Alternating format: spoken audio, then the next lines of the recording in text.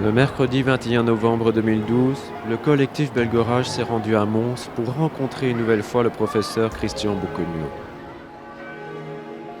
Si la phénoménologie de la foudre fut mise en avant durant l'épisode précédent, celui-ci se consacre plutôt aux croyances et mythes que ce phénomène a pu provoquer chez les civilisations à l'époque où le feu du ciel demeurait un mystère pour l'humanité.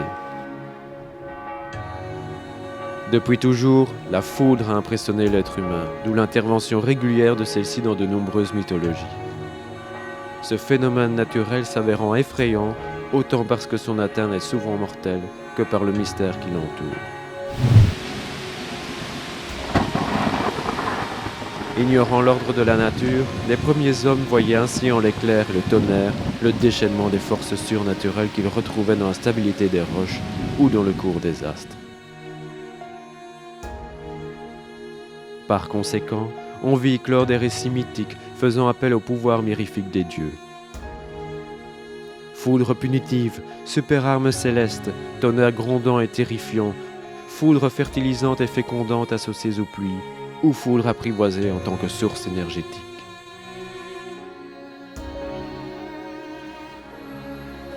Exerçant la faculté polytechnique de Mons, le professeur Boucogno est avant tout un amoureux de la nature, des sites archéologiques et des monuments historiques. Collectionnant tous les documents relatifs à la foudre, il a parcouru le territoire de plus de 120 pays différents. Un cheminement à travers le monde qui lui permit d'analyser longuement les inspirations et les rêves des hommes qui créent des dieux à leur image, à travers des mythes semblables d'une culture à l'autre. À travers ses paroles, il nous a offert un retour sur le passé où seules les divinités pouvaient expliquer la présence de la foudre. Mais avant de vous partager notre aventure au sein des différentes mythologies, découvrons le professeur et sa passion pour les croyances, faisant intervenir la foudre. Comme vous le savez par la première interview, je suis le professeur Christian Boucogno, polytechnicien, et j'ai fait une thèse de doctorat en sciences appliquées sur la protection contre la foudre des lignes à haute tension. Alors ça impliquait beaucoup d'aspects scientifiques, technologiques, mais aussi la connaissance du phénomène de foudre qui est vraiment fantastique. Et donc j'ai ouvert un peu ma palette et les mythologies sont vraiment importantes lorsqu'on prend la foudre, soit comme arme céleste, super arme punitive, soit foudre fertilisatrice, fécondatrice. Et donc, je me suis impliqué dans cette étude et surtout, j'ai beaucoup voyagé. J'ai fait plus de 120 pays pour aller à la découverte des civilisations et des cultures où il y a la foudre en scène. Le mythe, associé aux contes et aux légendes, est l'une des premières manifestations de l'intelligence humaine. Un récit populaire ou littéraire mettant en scène des êtres surhumains, des actions réelles ou virtuelles, empreintes de nos comportements primaires dans la vie de tous les jours. Sans aucun doute, les premiers contes imaginés par l'homme lui furent inspirés par le spectacle de phénomènes naturels dont il ne parvenait pas à saisir le sens, mais qu'il souhaitait interpréter pour apaiser sa frayeur ou justifier sa terreur. Étant à l'origine de l'art, de la poésie et de la littérature, les mythes présentent de nombreuses similitudes qui seront mises en évidence tout au long du voyage que nous vous proposons dans ce reportage. Mais tout d'abord, regardons d'où vient le terme mythologie. Ça vient de deux mots grecs, mythos et logos. Mythos, au départ, c'était un récit. Ça a évolué vers un fait historique, et puis une affabulation et même un mensonge. C'est curieux d'associer ce terme irrationnel à logos, qui lui est le discours, la raison. Et donc la mythologie, c'est plutôt l'étude des phénomènes qui sont liés aux histoires, aux contes, aux légendes, aux affabulations dans une civilisation. Une des premières régions à avoir instauré une mythologie élaborée est la région de l'Asie mineure, où des illustrations mettant en évidence la présence de la foudre étaient concrètes.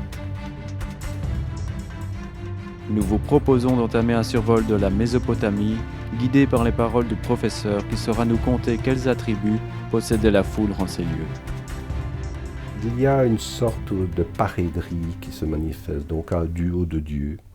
Et le dieu mâle, c'est souvent le dieu qui conduit le chariot, tiré souvent par des béliers, parce qu'il y a plein de symboles qui sont communs dans toutes les civilisations. Le bélier, l'aigle, le serpent sont des animaux fétiches des dieux de la foudre. Mais il s'associe en parèdrie une déesse qui est souvent très légère et qui porte au bout des doigts les fameux éclairs. Et donc il y a une sorte de courant sympathique dans ces civilisations-là. La foudre est réconciliatrice. Et même, cela va jusqu'à trouver des dieux qui ne sont pas seulement paternels et patriciens. Ce sont des dieux comme Téchoup, j'en ai fait une représentation, à l'origine de tout ce qui a suivi, le Tarunda du ciel, Baal chez les Syriens, bien connu, Baal qu'on reproduit dans la Bible par exemple. Et donc Téchoup, c'est un dieu qui est chef de famille, qui veut l'équilibre, le maintien de l'ordre, en utilisant la foudre aussi. Et avec, comme symbole, là, c'est pas toujours le foudre, ça peut être un marteau comme Thor, ça peut être un maillet, ça peut être une fronde aussi. Et Téchoup, lui, c'est aussi le marteau, ça c'est curieux. Après ce tour d'horizon de l'Asie mineure, nous remarquons que la divinité possédant le feu du ciel était très notoire au sein de la mythologie de ces régions et plutôt bénéfique pour les peuplades. Nous observons également que le dieu de l'orage possédait un objet qui provoquait la foudre.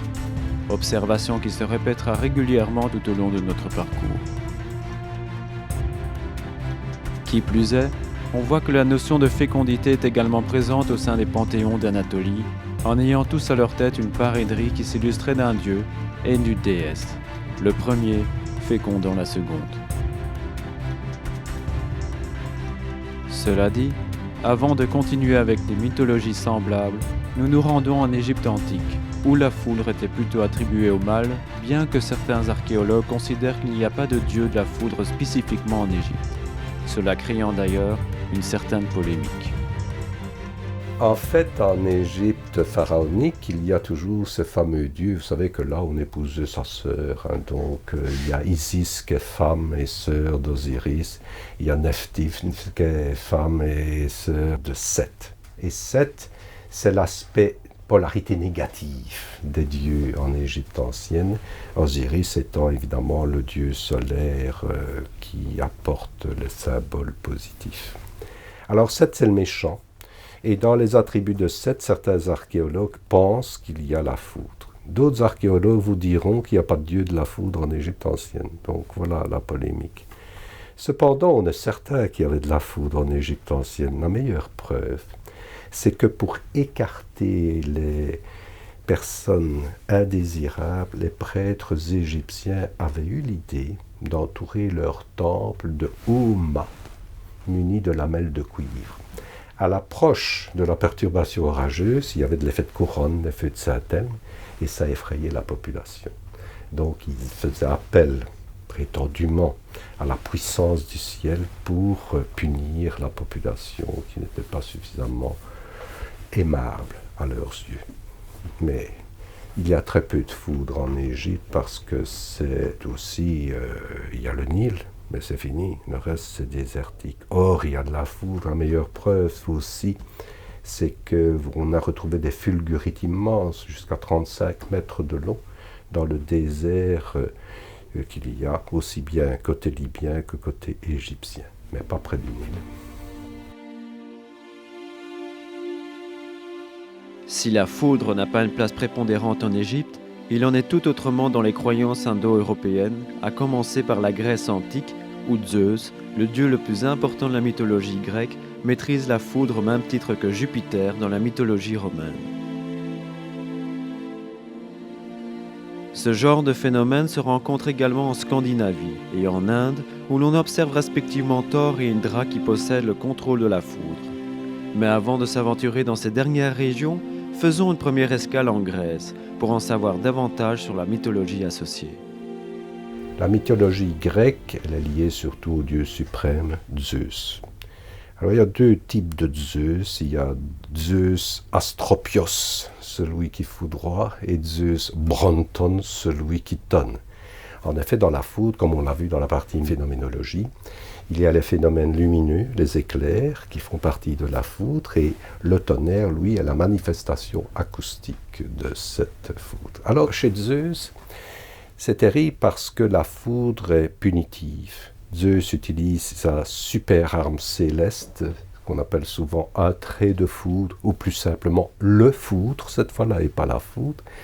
Foudre qui avait été fabriquée par Héphaïstos, et qui, pour les Cyclopes qui ont offert cette arme à Zeus. Alors, si vous lisez les textes de mythologie grecque, vous vous apercevrez que Zeus utilise la foudre à tout bout de champ, grâce à ce foudre, pour surtout punir. Alors, il y a un être qui est salvateur pour nous, c'est Prométhée, un médiateur, un héros. Et Prométhée, voyant que les hommes étaient dans l'obscurité nocturne et le froid, eut pitié d'eux.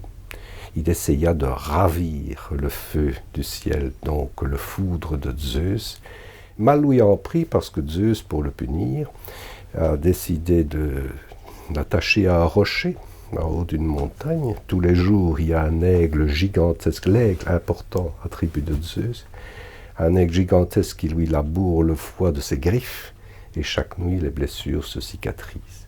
Mais ce que l'on sait moins, c'est que Zeus, assez pervers, a envoyé aux hommes quelque chose de plus terrible.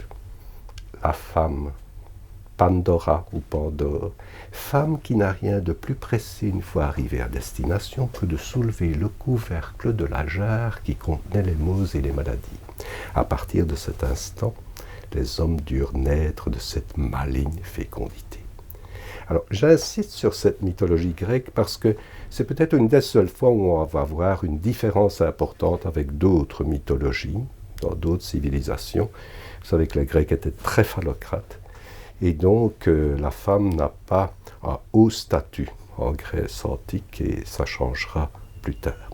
Nous avons aussi la chance qu'en langue française, en tout cas, femme, foudre, fertilité, fécondité, l'initiale F est prépondérante, et c'est bien le cas parce que nous verrons dans la plupart des civilisations, sous toutes les latitudes, n'importe quand, la foudre est associée à la fertilité, à la fécondité, et donc tous des aspects positifs. En effet, comme le souligne le professeur Boccogno, la foudre est souvent associée à des dieux ayant les mêmes attributs. Par comparaison à Zeus, si on se penche sur la mythologie scandinave et védique, nous voyons que les dieux de la foudre de ces régions ont un comportement, voire une histoire similaire. Chez les Vikings, Thor, dieu du tonnerre armé de son marteau-foudre Mjolnir, est doué d'une force surnaturelle. Dieu bienveillant, le préféré des Scandinaves, il protège les hommes contre le mal, dispense la pluie fertilisante succédant à l'orage et règne sur la fécondité. Guerrier redoutable, il extermine les géants avec témérité. Comme un boomerang, son marteau a le pouvoir de revenir dans sa main après avoir frappé. Quand le tonnerre gronde, c'est le char de Thor traîné par des boucs qui roulent sur la voûte des cieux. Par ailleurs, le marteau de Thor est le signe que l'on retrouve le plus souvent gravé sur les pierres à inscription runique ou fondu dans de beaux bijoux nordiques. Thor connaîtra une mort héroïque au Ragnarok, après un combat acharné contre son ennemi héréditaire, le serpent cosmique Jormungand, qui menaçait la Terre.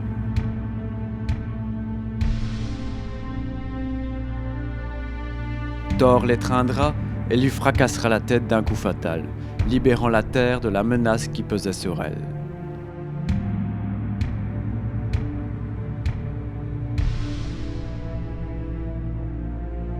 Chez les hindous, Indra, dieu védique des tempêtes et roi du ciel, frappait de son vajra redoutable, depuis le haut de son éléphant blanc, les habitants du sous-continent indien.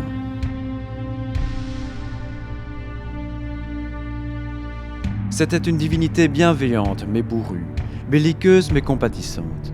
Dans les affaires humaines, il était le Deus ex machina qui reconnaît les héros doués de mérite, dignes d'être comblés. Dans les prophéties d'Indra se mêlent la cosmogonie, les recettes du bonheur et la science des prédictions. Indra fit son entrée dans le panthéon hindou en tuant Vritra, le serpent de la sécheresse, qui, ayant englouti les eaux cosmiques, reposait enroulé autour d'une montagne. Le Vajra d'Indra ouvrit l'estomac du serpent, les eaux s'en échappèrent, engendrant la vie et libérant l'aube du jour. La foudre est à l'origine de la vie. Les histoires de ces deux derniers dieux présentent une analogie surprenante, conduisant à nous demander à quel point les mythologies indo-européennes sont ressemblantes. Quand on parle de mythologie indo-européenne, c'est soit la mythologie indienne, ou les mythologies européennes, dont la mythologie grecque, ou nordique, les Vikings, les Scandinaves, ou les Germains. Donar chez les Germains, c'est Thor chez les Scandinaves et les Vikings, c'est le même dieu. C'est le même dieu que Zeus en Grèce, que Jupiter à Rome. Et en Inde védique, donc ce qu'on pourrait appeler l'Inde primitive, nous avons aussi un magnifique dieu, Indra.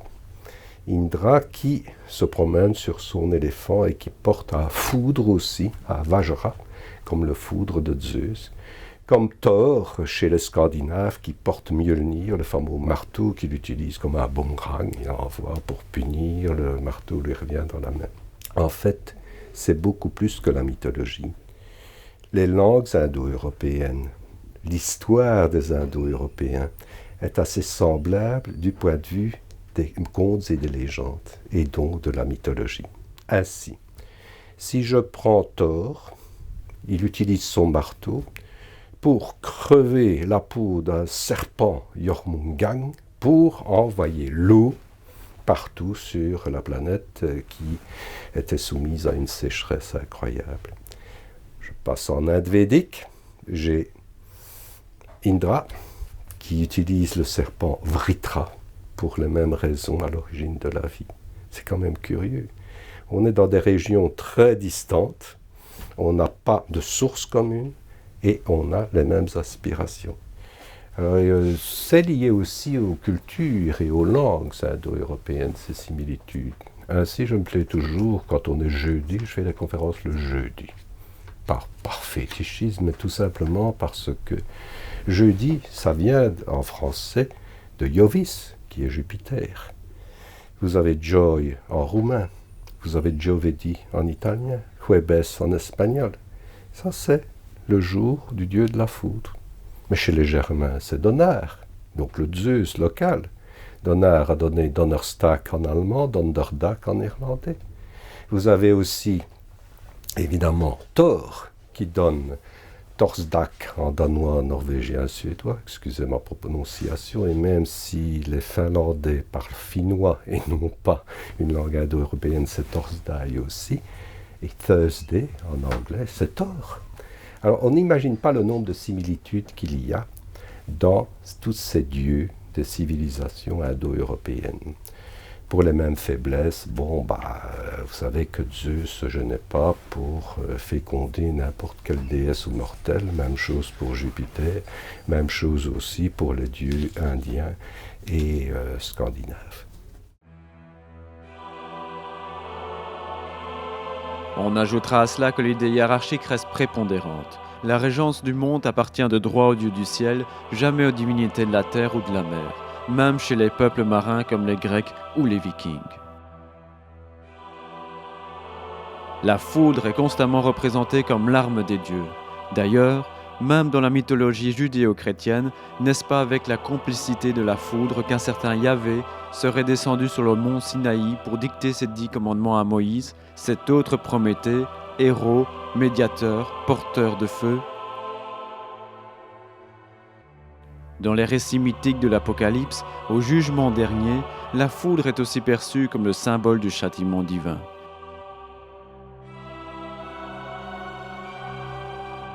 Les prières apportées par les croyants sont des actions susceptibles d'apaiser le courroux des dieux.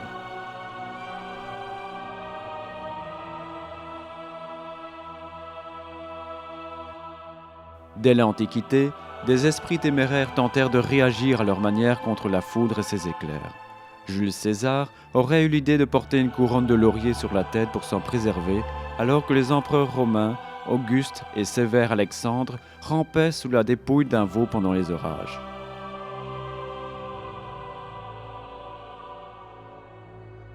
À présent, nous poursuivons notre voyage en réalisant une incursion en Afrique, où là aussi, un culte est voué à un dieu de la foudre, cela étant le cas essentiellement chez les Yoruba. On peut dire que les grandes mythologies africaines se passent du côté de l'Afrique subsaharienne. Avec mon dieu préféré, je vous montre, c'est Shango. Alors là, vous avez une bipène, c'est la hache bifide, c'est exactement le Vajra d'Indra, c'est aussi le foudre de Zeus. Les mythologies africaines sont liées à ce fameux dieu Shango, en tout cas chez les Yoruba, essentiellement au Nigeria, au Bénin, où j'ai passé un bon moment de vacances à la recherche de féticheuses du tonnerre. Et c'était très intéressant parce que j'étais au nord du Bénin, par exemple, et tout le village cessait ses occupations et on me préparait des costumes, des cérémonies avec danse des féticheuses du tonnerre. Alors, vous me direz, Thor, c'est un dieu, ça? On dirait une femme nue, agenouillée. Eh bien oui, parce que le dieu ne se représente pas. La nudité de la femme, ça veut simplement dire la pureté rituelle, et agenouillée par respect pour les dieux et les rois. Alors là, on trouve aussi, et c'est assez curieux, exactement la même démarche psychologique. Parce que les Africains prient Thor pour avoir la fertilité du sol, la fécondité. De longues périodes de sécheresse, on a des rites propitiatoires en Afrique comme on les a en Asie, en Amérique du Sud, en Amérique centrale. Et donc chaque fois, essayer d'associer ce fameux foudre, où on a de la chance en langue française, avec foudre, fertilité, fécondité, les attributs de la foudre. Et il ne faut pas rire de ça, parce que n'oublions pas que la foudre est à l'origine de la vie sur Terre.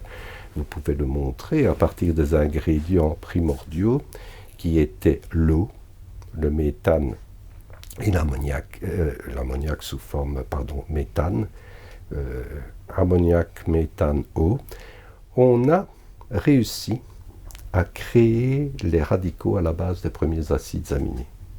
C'était une hypothèse d'Oparine dans les années 1950 et l'expérience a été faite par Urey et Miller en 1952 et 1954 aux États-Unis, prouvant que si vous mettez dans un grand récipient où on a extrait toute l'atmosphère, on remet ces ingrédients en proportion pondérale comme cela existait il y a 3 800 milliards d'années.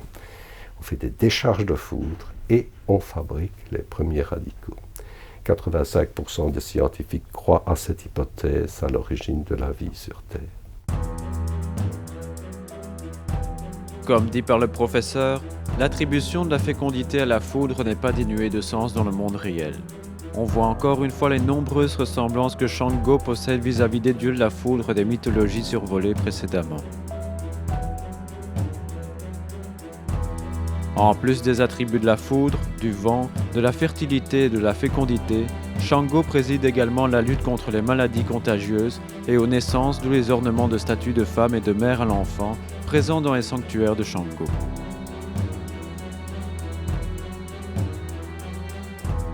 Ce dernier est aussi viril, gaillard, violent et justicier, et n'hésite pas à châtier les menteurs, voleurs et malfaiteurs provoquant une mort par foudroiement plutôt infâme. Une maison foudroyée est donc un lieu marqué par la colère de Shango. Plus que d'autres dieux, Shango a marqué les immigrants africains de son empreinte. On le retrouve ainsi au Brésil, actif dans les fameux candomblés de Bahia, le vaudou local et les Caraïbes, notamment à Cuba et à Haïti.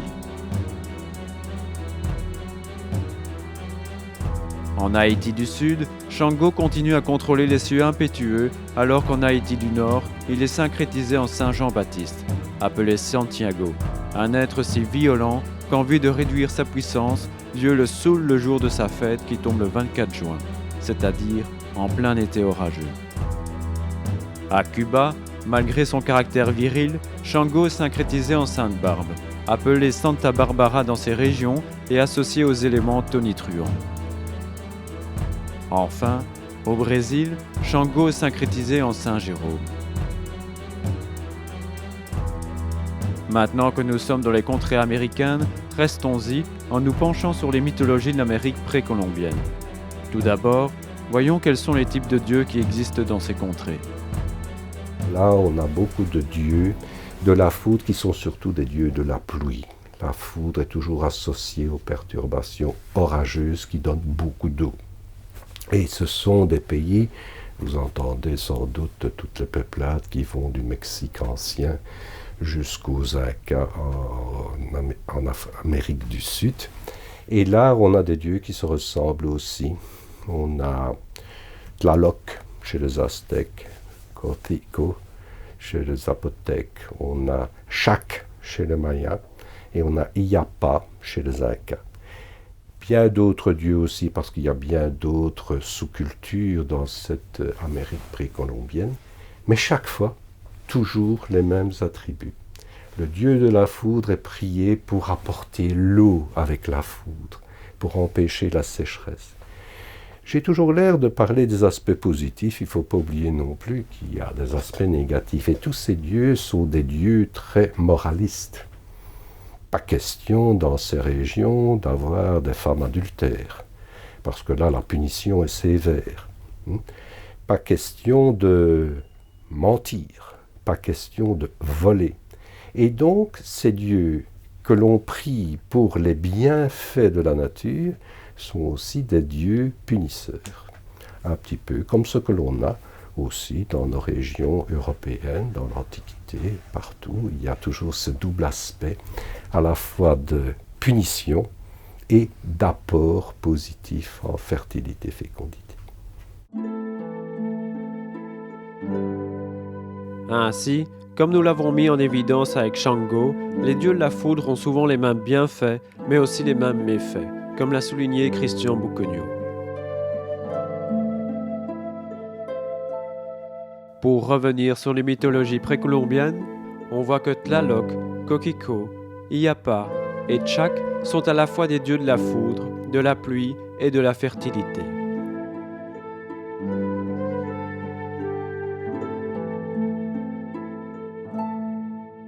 Le tonnerre, associé à l'éclair, issu des yeux étincelants, est le bruit, et son ensemble de réfraction acoustique, ce sont les cris et les battements d'ailes de l'oiseau de tonnerre. Oiseau de tonnerre que l'on verra chez les Amérindiens du Nord. Le tonnerre est aussi le rugissement terrifiant du jaguar ou du puma céleste.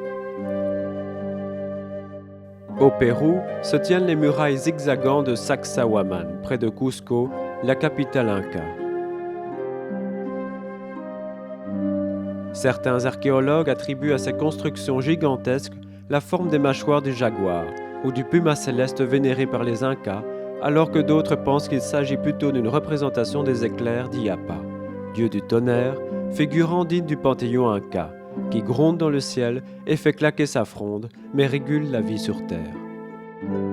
Attentifs aux activités d'Illapa, les agriculteurs péruviens le suppliaient de leur accorder de l'eau en suffisance. Aussi lui offraient-ils de grands sacrifices humains en cas de sécheresse prolongée. À présent, notre périple nous conduit vers des latitudes plus septentrionales, en Amérique du Nord plus précisément, où le Mexique, les États-Unis et le Canada connaissent aussi leur mythologie. Dans certaines de ces régions, des orages impressionnants sévissent, ceux-ci ayant dès lors provoqué une certaine fascination, comme le décrit Christian Bouquegnaud. En fait, là, la mythologie, je prendrais plutôt les Indiens du Nouveau-Mexique, d'Arizona, la frontière entre Canada et États-Unis, et puis toute la partie côtière vers le Pacifique. Ce sont toutes des peuplades, comme les Kwakiutl par exemple, qui ont un dieu de la foudre qui est Ahayuta chez les Unis, Amankas chez les Kwakiutl, et on parle là d'un oiseau de tonnerre, Thunderbird. Il y a des mustangs qui s'appellent comme ça. L'oiseau de tonnerre, c'est quelque chose d'impressionnant. C'est un aigle gigantesque mais assez particulier. C'est qu'il a des yeux perçants. Avec ses yeux perçants, il envoie les éclairs. Et ses ailes sont immenses et que lorsqu'il bat des ailes, il provoque le tonnerre. Alors ce qu'il y a d'assez curieux, c'est que cet oiseau de tonnerre, vous le rencontrez, c'est vrai, dans les civilisations américano-canadiennes, mais aussi, et à l'époque il n'y avait pas Internet, il n'y avait pas de raison d'avoir mixité, échange entre différentes civilisations. Vous retrouvez cet oiseau de tonnerre aussi bien en Mésopotamie que chez les Zoulous en Afrique du Sud. Et donc, vous voyez, ça procède de la même démarche. Les hommes, depuis les hommes préhistoriques, ont envie de conjurer leur frayeur devant les phénomènes naturels et même d'apaiser leur terreur. Ils s'inventent les mêmes dieux, avec les mêmes attributs. C'est tout à fait phénoménal. Après ce rapide survol des contrées amérindiennes, nous faisons escale vers une dernière région lointaine, l'Extrême-Orient. Dans cette région, la foudre est réellement apprivoisée. Elle est la conséquence du conflit entre le yang, l'air chaud, symbole masculin, et le yin, la pluie froide, symbole féminin, comme va le démontrer le professeur dans son exposé. En Extrême-Orient, vous avez beaucoup de mythologie de la foudre. Prenons la Chine, par exemple. On ne va pas s'étendre sur toutes les mythologies chinoises, mais il y en a une importante qui est liée au taoïsme, le Tao, ce fameux principe d'équilibre entre le yin et le yang. Le yin, c'est le symbole féminin, le yang, c'est le symbole masculin. Mais l'équilibre se fait lorsqu'on a un peu de yin dans le yang, de yang dans le yin, pour qu'il y ait cette fameuse harmonie. Alors pourquoi je parle de ça? Parce que dans les mythologies de la foudre, en Chine, on fait appel à Lao Tzu, qui est le dieu suprême, le dieu cosmique, et qui s'entoure d'un ministère des orages. Et ce ministère des orages comprend 5 dieux. Alors celui que je vous montre maintenant, c'est Lai Kung. Lai Kung est un être affreux, le prince du tonnerre. C'est un homme hideux avec des longues griffes. C'est un être assez méchant. Mais vous avez par exemple Feng Po qui est le comte du vent. Il y a Yutsu qui vient aider à ce que la foudre apporte la fertilité. Et il y a aussi Tianmu. C'est la seule femme du ministère des orages. On la représente toujours tenant un miroir dans chaque main pour réfléchir la lumière de la foudre et l'envoyer vers la terre. Malheureusement, ce n'est pas toujours pour fertiliser, c'est surtout pour punir. Ça, c'est la Chine. J'ai eu la chance, comme je vous le disais, je voyageais dans plus de 120 pays et une de mes grandes impressions, c'était à Kyoto. Vous savez, Kyoto était la capitale du Japon bien avant Tokyo. Et à Kyoto, il y a un temple magnifique, le Sanju Sandian II, qui est le temple des 1001 Bouddhas. Et alors, à l'entrée de ce temple, il y a Raijin, le dieu de la foudre chez les Japonais, qui se manifeste d'une façon assez particulière et que l'on retrouve, et c'est ça qui est curieux, encore une fois, dans d'autres mythologies sur la Terre. C'est vraiment un mouchoir de poche au point de vue des idées premières des populations. Vous allez le voir entouré de tambours. Ça, c'est le tonnerre. Et puis ses yeux étincelants, un petit peu comme l'oiseau de tonnerre qui envoie les éclairs. Ça, c'est Raijin ou Raiden. Donc, vous voyez, Japon, Chine, est très écarté pourtant de nos mythologies européennes et mêmes attributs aussi. Pour compléter notre voyage en Extrême-Orient, nous nous aventurons vers la région népalo-tibétaine, où la sagesse bouddhique voue un culte intense aux bodhisattvas, les Bouddhas à venir, puissants, compatissants, qui offrent aux humains aide et protection. En observant un Vajradhara, on voit la présence d'un Dorje, ou Vajra, dans l'une de ses mains, constituant le diamant, symbole viril foudroyant de la compassion active, et dans l'autre, une Drilbu, ou Ganta, la clochette rituelle, symbole féminin de la sagesse, rappel de l'impermanence. L'illumination et l'équilibre viennent de l'union de cette sagesse impermanente avec la compassion active de la symbiose des deux objets. Suite à ces analyses, nous voyons concrètement les similitudes qui existent également dans ces civilisations de l'Extrême-Orient.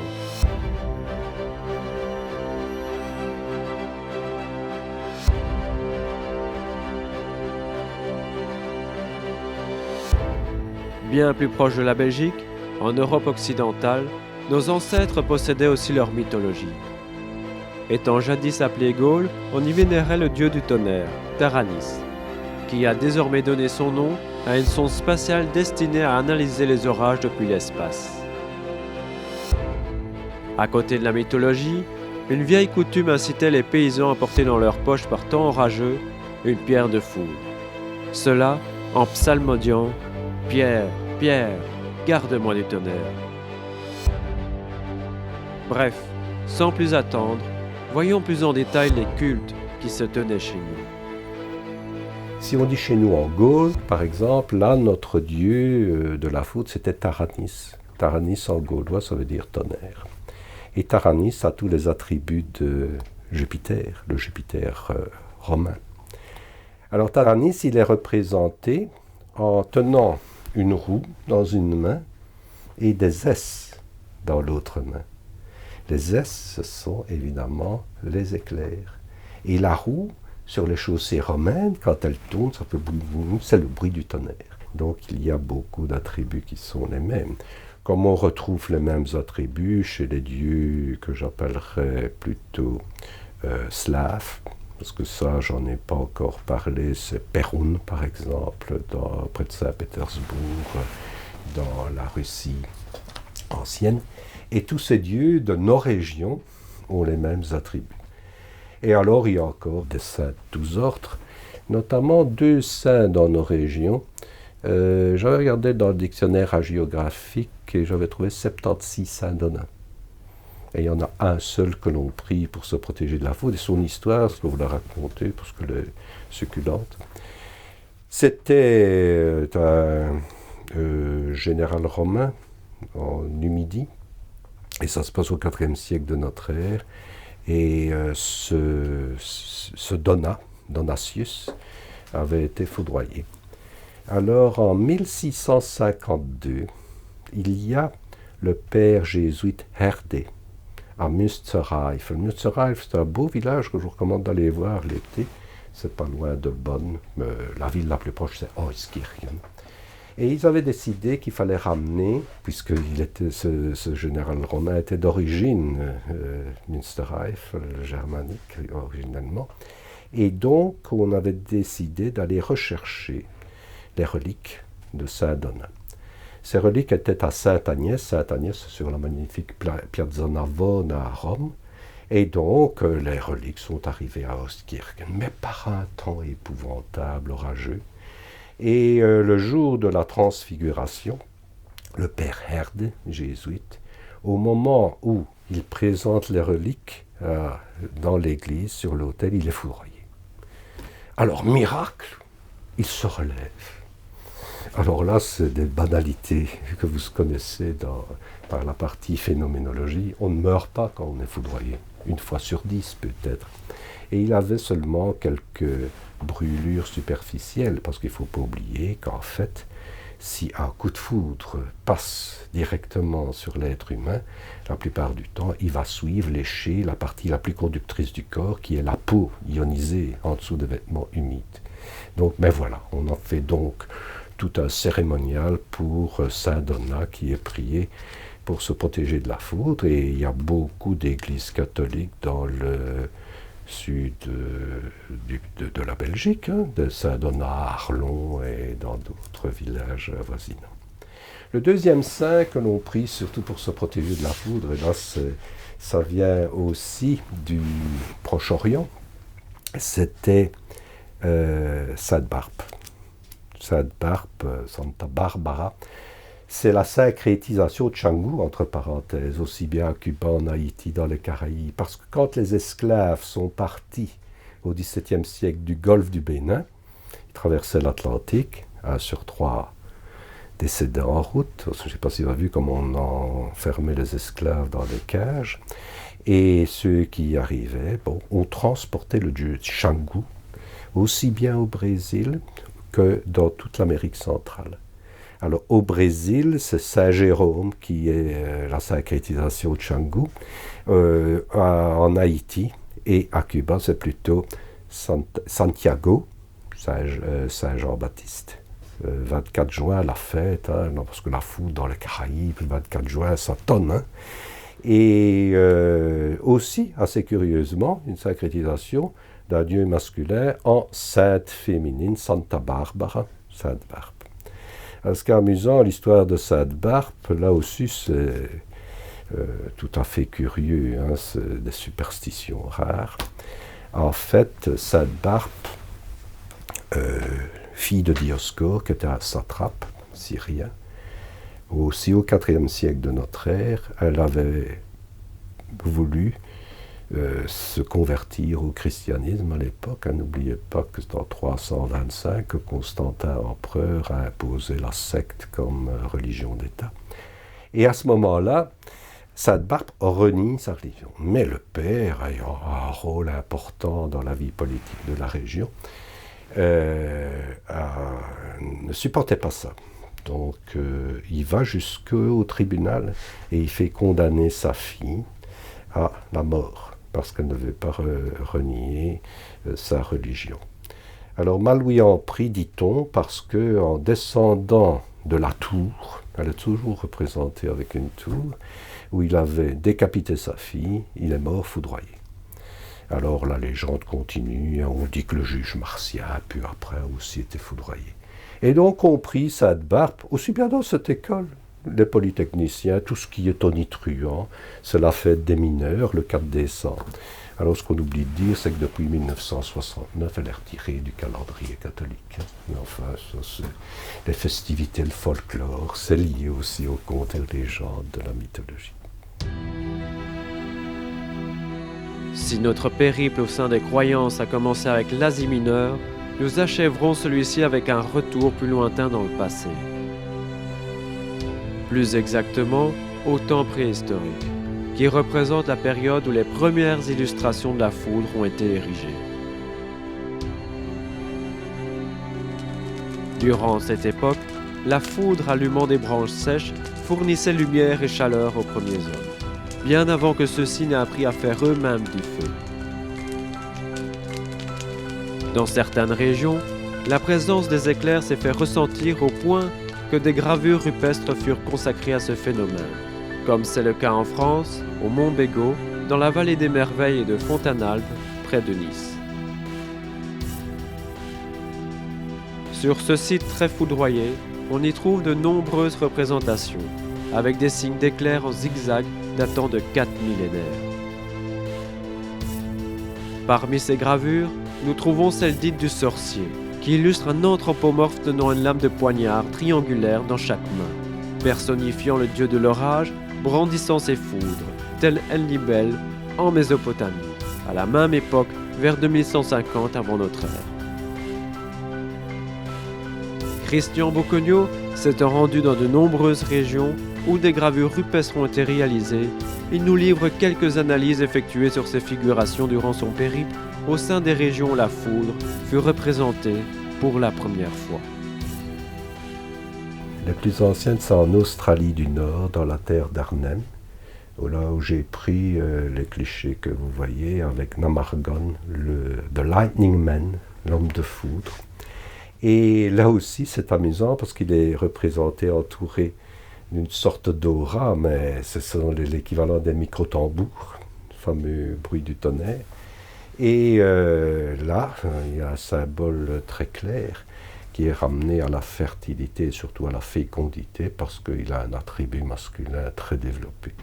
Ce que l'on aurait pu voir en Afrique chez Goun qui accompagne Xevioso dans les populations et les mythologies du Bénin et du Nigeria. Et donc aussi bien, une région que j'aime beaucoup mais qui n'est pas très accessible, Dans la forêt amazonienne, si vous allez à la frontière entre la Colombie et le Brésil, vous avez des peuplades tels des Dessanas. Des Dessanas pour qui l'éclair, c'est le sperme céleste fécondateur. Alors ça m'amuse parce qu'il y a des clichés, vous pourrez voir dans la peinture européenne, Zeus qui envoie sa pluie d'or, c'est un roi dieu roublard, tout à fait pervers, et ce sont les mêmes symboles. Toujours la fécondité apportée par le dieu de la foudre via l'éclair.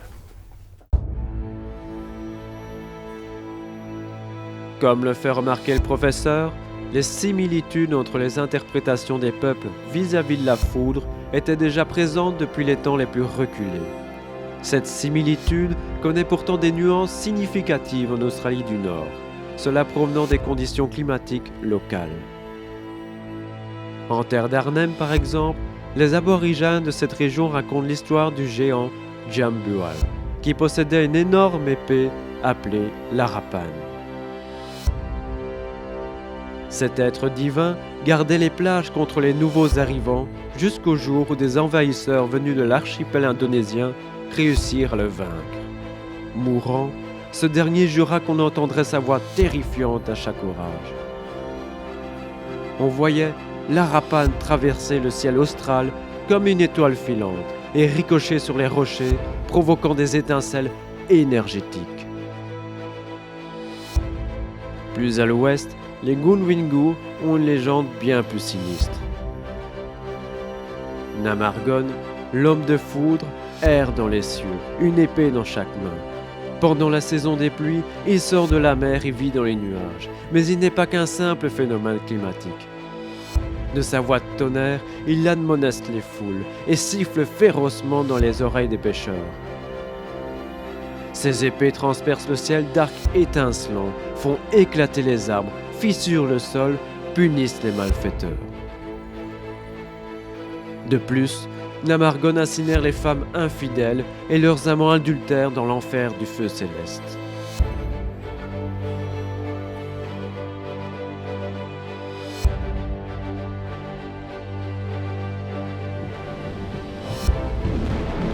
Ces deux mythes austraux coïncident avec les différences climatiques entre une foudre tropicale ravageuse chez les Gwinngu et une foudre moins agressive en terre d'Arnhem.